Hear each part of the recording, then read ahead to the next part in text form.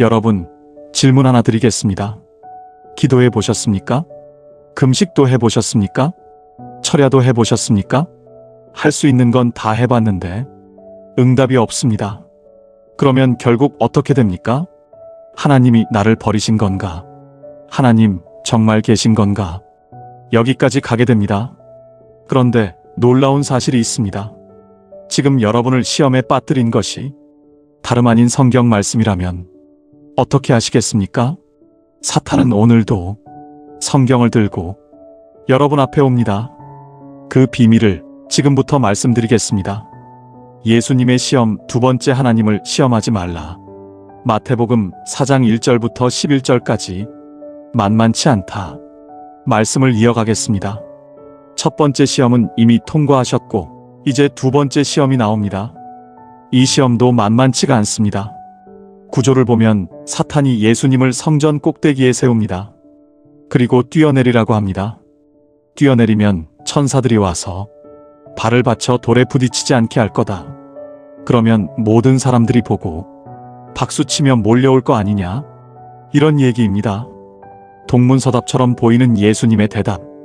그러면 예수님이 뛰어내려서 정말 아무 일도 안 일어나면 어떻게 됩니까? 봐라, 내가 맞지? 내가 하나님의 아들 맞지? 이렇게 통과를 해야 할 것 같은데 예수님은 그렇게 안 하십니다. 대신 이렇게 말씀하십니다. 또 기록되었으되 주 너희 하나님을 시험하지 말라. 우리가 볼 때는 살짝 이상합니다. 못하니까 피해가는 것처럼 보입니다. 약간 비겁한 변명 같기도 합니다. 자기가 하면 뭔가 걸릴 것 같으니까 살짝 피해가는 느낌을 충분히 받게 됩니다. 근데 또 놀라운 건 마귀가 어떻게 합니까? 또 졌다고 인정하고 다음 단계로 넘어갑니다. 도대체 이건 무슨 얘기인지 지금부터 같이 생각해 보겠습니다. 사탄도 말씀을 들고 나온다. 먼저 예수님이 첫 번째 시험을 무엇으로 이기셨습니까? 말씀으로 이기셨습니다. 기록되었으되 사람이 떡으로만 살 것이 아니요 하나님의 입으로부터 나오는 모든 말씀으로 살 것이라. 구약에 있는 하나님의 말씀을 가지고 물리치신 겁니다. 그러니까 이번에 사탄이 어떻게 나옵니까? 사탄도 말씀을 갖고 나옵니다. 6절을 보면 기록되었으되라고 합니다. 사탄이 성경을 인용합니다. 지금 장군 멍군 싸움을 하고 있는 겁니다. 시편 91편. 사탄이 인용한 본문. 사탄이 인용하고 있는 본문이 어딥니까? 시편 91편 11절, 12절입니다. 그가 너를 위하여 그의 천사들을 명령하사 내 모든 길에서 너를 지키게 하심이라. 그들이 그들의 손으로 너를 붙들어 발이 돌에 부딪히지 아니하게 하리로다. 바로 이걸 사탄이 갖고 온 겁니다. 봐라, 성경에 분명히 이렇게 쓰여 있지 않냐? 천사들을 보내서 내 발이 돌에 부딪히지 않게 한다고. 그러니까 내가 뛰어내리면 하나님이 그렇게 하실 거다. 이렇게 시험을 걸고 있는 겁니다. 말씀 한 구절의 위험, 함정이 될 수 있다. 여기서 우리가 조심해야 할 게 있습니다. 말씀 한 구절만 아는 것, 잘못된 건 아닙니다. 그런데 그게 오히려 내 신앙의 함정이 될 수 있습니다. 잘못하면 그 말씀 때문에 내가 넘어질 수도 있습니다. 이단들이 하는 짓이 딱 이겁니다. 자기 입맛에 맞는 구절을 여기저기서 뽑아다가 앞뒤 다 잘라버리고 갖다 붙입니다. 말씀에 있긴 있어요. 이렇게 있긴 있는데 자기들이 원하는 것만 갖고 와서 이렇게 저렇게 갖다 붙인 겁니다. 성경은 전혀 그런 뜻이 아닌데 마치 그렇게 말씀하신 것처럼 얘기를 하는 거죠. 악마의 편집, 이단들의 수법, 기자들의 악마의 편집이랑 똑같습니다. 인터뷰했으니까 그 말을 한 건 맞아요. 본인이 그 말을 안 한 건 아닙니다. 했지만 그 말이 왜 나왔는지 앞뒤는 다 잘라버리고 그것만 딱 갖고 오는 겁니다. 이게 참 사람 미치고 환장하는 거죠. 분명히 했긴 했단 말이에요. 근데 그 말이 나올 수밖에 없는 전후 사정은 없는 겁니다. 그러니까 듣는 사람은 어유, 저 나쁜 사람. 어떻게 그렇게 말을 할 수 있어? 이렇게 가는 겁니다. 앞뒤 문맥을 다 파악해보면 충분히 이해가 되는데 악의적으로 이 사람을 매장시킬 목적으로 앞뒤를 다 잘라버리고 그것만 딱 갖고 오는 겁니다. 이게 이단들이 하는 짓거리입니다. 시편 91편의 진짜 뜻. 그러면 시편 91편의 진짜 뜻이 뭡니까? 하나님께서 새와 같은 우리들을 포수의 손에서 벗어나게 하신다. 그런 내용입니다. 11절에서 가장 중요한 게 뭔지 아십니까? 내 모든 길에서 너를 지키게 하심이라. 바로 이 말씀입니다. 우리가 길을 가다 보면 잘 갈 때도 있지만 때로는 발을 헛디딜 수도 있고 수렁에 빠질 수도 있고 낭떠러지에 떨어질 수도 있습니다. 힘들어서 지치고 쓰러질 때도 있습니다. 그럴 때마다 하나님이 어떻게 하십니까? 그냥 내버려 두지 않으시고 천사들을 보내서 도와주신다. 그게 하나님의 원뜻입니다. 그런데 사탄은 이걸 어떻게 씁니까? 성전에서 뛰어내려라. 천사들이 내 발을 받들 것이다. 이건 아무 상관이 없는 얘기입니다. 전혀 상관없습니다. 오히려 시편 91편의 본뜻은 이렇습니다. 우리가 실패하고 낙심하고 실족하고 쓰러진다 할지라도 하나님은 포기하지 않으시고 끝까지 우리를 붙잡아 주신다는 말씀입니다. 오히려 정반대의 말씀인데 사탄은 이걸 뒤집어서 말씀을 왜곡해가지고 오히려 이 말씀이 우리의 함정이 되게 하는 겁니다. 말씀은 전후 문맥으로 알아야 한다. 말씀 외우는 것 정말 귀합니다. 힘들고 어떤 상황에 닥쳤을 때 그 말씀이 나를 확 붙잡을 때가 있습니다.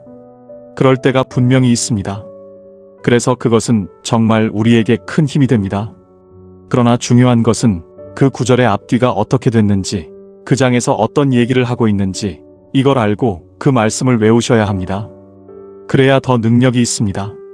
잘못하면 그 말씀이 나를 붙잡아 주기도 하지만 오히려 그 말씀 때문에 내가 함정에 빠질 수도 있습니다. 설교는 진리가 아니다. 하나님의 말씀만 진리다.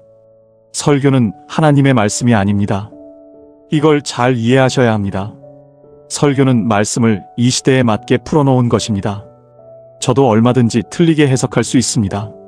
진리는 오직 하나님의 말씀뿐입니다. 여러분이 붙잡아야 할 것은 설교가 아니라 하나님의 말씀입니다. 성경 66권, 이건 무조건 아멘입니다. 그러나 설교는 무조건 아멘이 아닙니다. 예레미야 29장, 한 구절만 알면 시험에 든다. 예레미야 29장 11절부터 14절까지 여호와의 말씀이니라. 너희를 향한 나의 생각을 내가 아나니 평안이요 재앙이 아니니라. 너희에게 미래와 희망을 주는 것이니라. 너희가 내게 부르짖으며 내게 와서 기도하면 내가 너희들의 기도를 들을 것이요 너희가 온 마음으로 나를 구하면 나를 찾을 것이요 나를 만나리라. 이것은 여호와의 말씀이니라. 나는 너희들을 만날 것이며 너희를 포로된 중에서 다시 돌아오게 하되 내가 쫓아보내었던 나라들과 모든 곳에서 모아 사로잡혀 떠났던 그곳으로 돌아오게 하리라. 기도원의 9절. 온 마음으로 구하면 만나리라. 기도원마다 붙어있는 구절입니다. 온 마음으로 나를 구하면 나를 만나리라. 이 말씀 붙잡고 기도원 갑니다. 온 마음으로 부르짖습니다. 금식합니다. 철야합니다. 할 거 다 했습니다. 그런데 응답이 없습니다. 하나님을 못 만납니다. 그러면 어떻게 됩니까? 정성이 부족한가 싶어서 금식까지 합니다.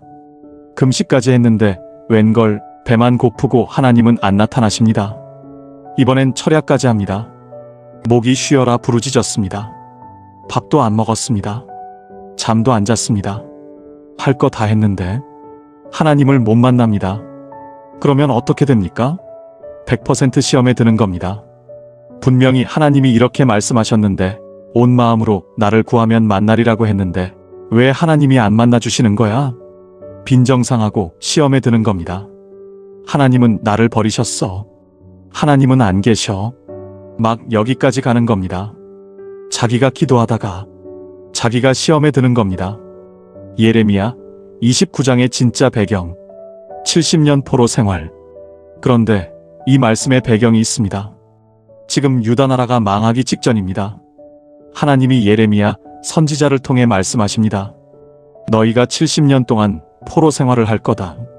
이 나라는 망한다. 지금은 아직 예루살렘 성전이 눈에 보입니다. 집에 계속 있으면 집 생각이 납니까? 안 납니까? 안 납니다. 그냥 그래요. 언제 집 생각이 납니까? 멀리 바깥에 나가서 일주일만 있어 보면 아, 집에 가서 편하게 씻고 싶다. 이게 나옵니다.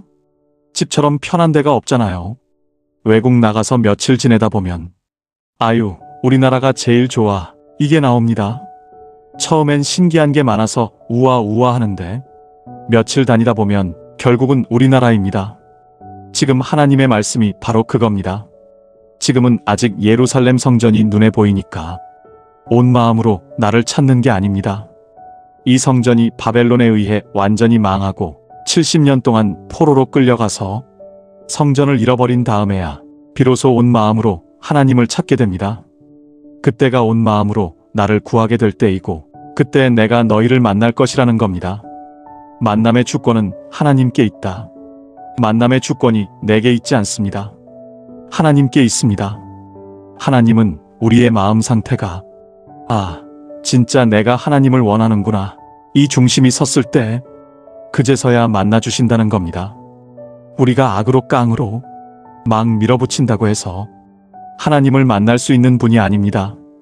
욥기 액자, 말씀을 부적처럼 쓰면 안 된다. 욥기에 내 나중은 창대하리라 그 구절로 액자 만들어서 새로 개업한 가게에 걸어두는 거 보신 적 있으시죠? 장사 잘 되는 데보다 망하는 데서 제가 더 많이 봤습니다. 그 구절은 거기다 써먹으라고 있는 말씀이 아닙니다. 무슨 도깨비 방망이처럼 금 나와라 뚝딱 그거 걸어놓으면 부적입니까? 아닙니다. 이런 게 문제라는 얘기입니다. 신명기 6장 주 너희 하나님을 시험하지 말라. 다시 본문으로 옵니다. 예수님이 어떻게 이기셨습니까? 마태복음 4장 7절입니다. 예수께서 이르시되 또 기록되었으되 주 너의 하나님을 시험하지 말라 하였느니라. 이게 신명기 6장 16절에 있는 말씀입니다. 신명기는 창세기, 출애굽기, 레위기, 민수기 다음에 나오는 책입니다. 이게 중요합니다. 신명기는 이스라엘 민족이 광야 생활을 다 끝낸 다음에 주어진 책입니다. 민수기 14장, 광야에서 10번 시험한 이스라엘. 먼저 민수기 14장 22절을 찾아보겠습니다. 내 영광과 애굽과 광야에서 행한 내 이적을 보고서도 이같이 10번이나 나를 시험하고 내 목소리를 청종하지 아니한 그 사람들을 출애굽하고 2년 정도 지난 시점입니다. 이 사람들이 뭘 봤습니까? 10가지 재앙을 눈으로 봤습니다. 그 10가지 재앙은 이집트의 10가지 신을 하나씩 하나씩 다 깨부수는 재앙이었습니다. 홍해가 갈라지는 것도 봤습니다. 이러한 엄청난 기적과 하나님의 표적을 봤습니다. 그래 놓고도 2년 만에 하나님을 10번 시험했습니다. 하나님이 계시면 물을 달라. 하나님이 계시면 먹을 걸 달라. 당신이 진짜 하나님이라면 이렇게 해야 되는 거 아니냐? 이런 식으로 10번을 시험한 겁니다. 그때마다 하나님이 어떻게 하셨습니까? 다 들어주셨습니다. 그 38년 동안도 계속 하나님을 시험했습니다. 이렇게 달라, 저렇게 달라. 하나님이 우리를 사랑한다면 이건 아니지 않냐. 이런 식으로 엄청나게 많이 시험했습니다. 그것도 다 들어주셨습니다. 신명기 6장의 진짜 뜻. 이제 그만 알아봐도 된다. 그 다음에 나온 말씀이 신명기 6장입니다. 주 너희 하나님을 시험하지 말라. 이게 무슨 뜻입니까? 하나님이 무서우니 시험하지 말라는 게 아닙니다. 너희가 하나님 시험할 만큼 했지. 그때마다 하나님이 다 들어주셨지. 그래서 내가 죽지 않고 여기까지 온 거 아니냐? 이제 더 이상 시험하면 안 돼. 이 얘기입니다. 하나님이 어떤 분인지 알 만큼 알지 않았냐? 언제까지 그 어린아이 같은 신앙에 머물러 있을 거냐? 이제 이쪽으로 오라는 겁니다. 민수기 14장 23절. 약속의 땅을 못 본다. 그런데 민수기 14장 23절을 보면 계속 시험하면 어떻게 됩니까? 내가 그들의 조상들에게 맹세한 땅을 결단코 보지 못할 것이요. 하나님이 벌을 내리시는 게 아닙니다. 그냥 약속의 땅을 못 보는 겁니다. 천국은 죽어서만 가는 곳이 아닙니다. 예수님이 천국을 갖고 오셨습니다. 예수님이 천국의 실체이십니다. 그 천국을 이 땅에서 맛보려면 하나님을 시험하는 신앙을 넘어서야 합니다. 공생애의 첫 관문, 어린아이 신앙을 넘어서라. 지금 예수님이 이 시험을 통과하시는 건 공생애를 시작하시는 첫 관문입니다. 사적인 삶을 끝내고 하나님의 공적인 사역으로 넘어가시는 겁니다. 여러분도 마찬가지입니다. 아직도 이 두 번째 시험, 하나님이 나를 사랑하신다면, 도대체 왜 이 시험을 한다면 여러분은 여전히 하나님의 공적인 사역으로 못 들어가고 있는 겁니다. 그냥 내 배를 채우려고, 내 개인적인 소원을 이루려고 기독교를 종교로 삼아서 다니고 있는 겁니다. 진짜 크리스천이 되려면 이 시험을 넘어서야 합니다. 내가 떨어져서 죽는 것이 하나님의 뜻이라면 받아들이는 것, 그게 공적인 사역으로 넘어간 사람의 자세입니다. 하나님, 내가 뛰어볼 테니까 나 붙잡아 주세요. 이건 아직도 어린아이 신앙입니다. 하나님의 뜻에 내 뜻을 꺾는 것, 그게 기독교입니다. 사탄은 또 온다. 이기셔야 합니다. 그러나 사탄이 가만 내버려 두지 않습니다. 집에 가면서부터 또 옵니다. 내가 하나님의 아들인데 왜 내 자식들이 왜 저 모양이냐? 내가 하나님의 아들인데 왜 사업이 왜 그 모양이냐? 또 시험하고 싶어집니다. 이기셔야 합니다. 어린아이 신앙을 못 벗어나면 그 신앙으로 평생 가는 겁니다. 하나님의 광야 40년 증언 다 해주셨다. 하나님이 말씀하십니다. 광야 40년 동안 너희 배를 줄인 적 있냐? 의복이 해진 적 있냐? 신발이 낡은 적 있냐? 다 해주지 않았냐? 충분히 보여줬는데 아직도 나를 시험하냐? 그래도 하시면 또 해주십니다.